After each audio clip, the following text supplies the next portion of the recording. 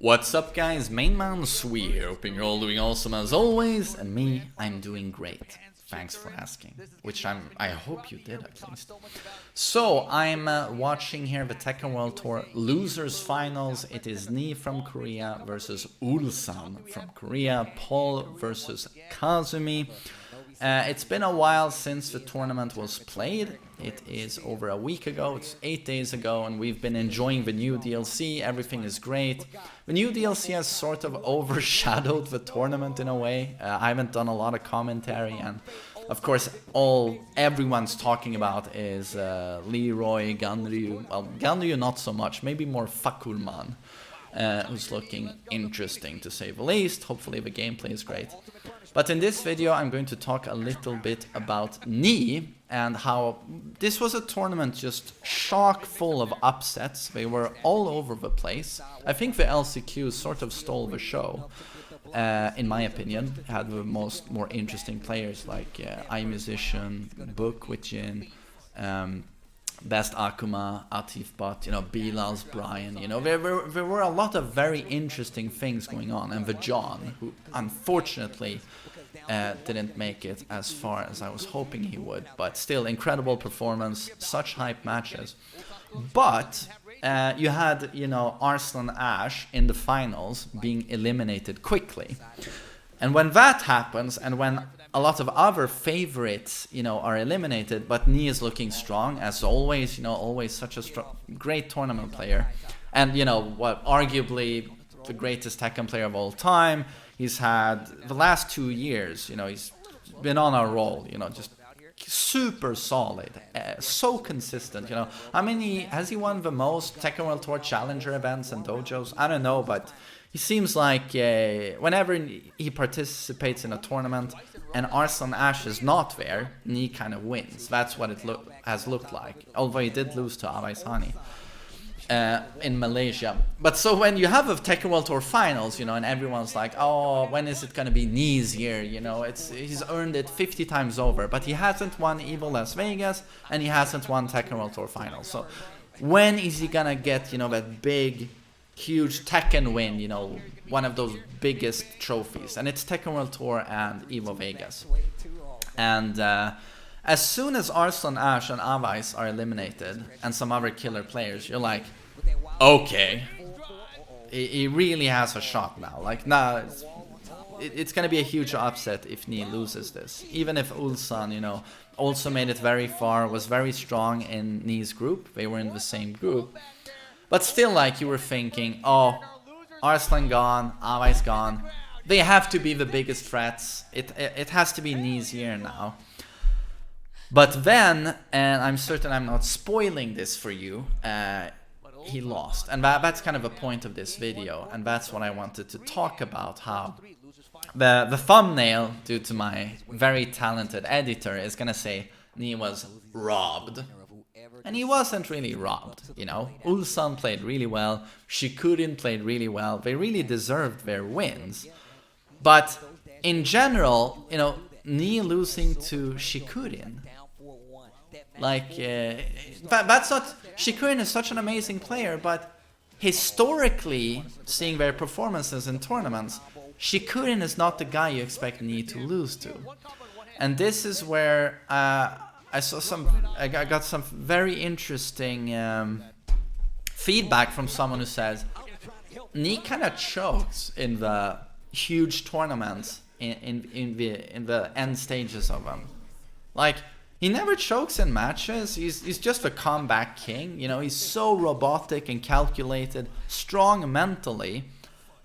But when it comes to closing the biggest tournaments like EVO and Tekken World Tour, he actually has a history of choking. And this is the player who on paper should have won these, 5 times over. But if you go back and look at EVO, I think it's 2017, when JDCR won, he fought against Saints Jack and Ni was using Devil Jin. And you can really tell in that match, and it's very late in the tournament, and Ni is very stressed. I think it was in the losers finals, and Knee just freezes. He goes very defensive. Knee has a very defensive and perfect playstyle of Tekken. You know, using movement. Doesn't take. He hates taking risks. Does it once in a while, but not really. And you know, has very perfect punishment, whiff punish, sidestep, launch. He plays perfect Korean Tekken. And where the fuck was I? Brain freeze. And if you watch that match versus Saint, you can tell that he just becomes, and this is where I think nerves play a part, but he just becomes so defensive that he's not doing anything. Saint dictates the match. You can even see him back to spamming with Jack. Knee at the wall, and Knee just crumbles. And then, jump to 2018 Tekken World Tour Finals. He's fighting again with Devil Jin. I think it was Devil Jin. Rangchu's, yeah, it was Devil Jin. Rangchu's Panda. And again, he seems to be choking a little bit. Seems suddenly unfamiliar, doing bad punishes in the matchup, although you know he knows every matchup very well. And then he gets the misinput of a century. He's supposed to end a combo with 4-3-4, I think. And he does Devil Jin's fly. He flies up and then he gets annihilated. It's such a crazy misinput that you never see from a guy like Knee. And then, of course, you have this final where, yeah, against Shikurin, it's like he becomes overly defensive, and I don't know what it is. Again, I'm not taking anything away from Ulsan and Shikurin. They played amazingly well. But I think there's a pattern here of Knee being, in casual sets, incredibly calculated and hard to beat. But as soon as it's a very big tournament, I think he feels the tournament pressure. Just look at Shikurin's track record when he went to Pakistan. Avais Hani beat Shikurin 10-0. You know, Farzin, and the 16-year-old Akuma, didn't he also beat Shikurin? 10-0 or something like that. Like a big win. But then Knee goes to Pakistan and he pretty much wrecks everyone. He lost like 3 sets. Shikurin didn't do that well. But then in tournament, maybe Shikurin is more reliable in the big events. At least right now. I mean, Knee historically has won a million tournaments. But what I'm talking about is the last few years with Tekken 7. Which just feels like Knee dominates everyone during the year. Like, oh, he's the best, he's unstoppable. But then as soon as he's in the tournament, the really big tournament that matters, it suddenly is not working. So I think he deserves to win these. It's just, there's something that happens, I think, mentally when he is in the losers finals or whatever. I don't know. Is it just me? And it's also interesting to note with his play style, a lot of people say like Knee, he's like a Mokujin, he can play everyone. But the thing is, whenever Knee plays a new character, you know, he jumps from character to character, he's always playing Knee. He's always applying that perfect Korean style to every character.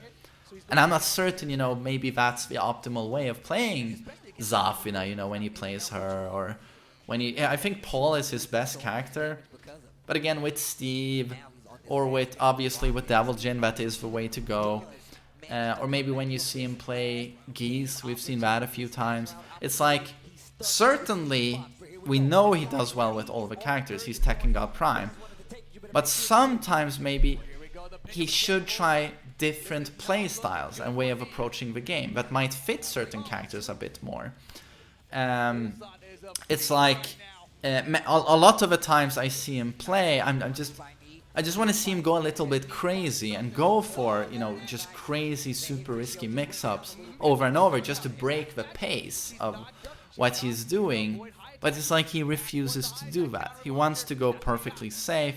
And of course, he's 50 times better than me. I'm not lecturing Knee here.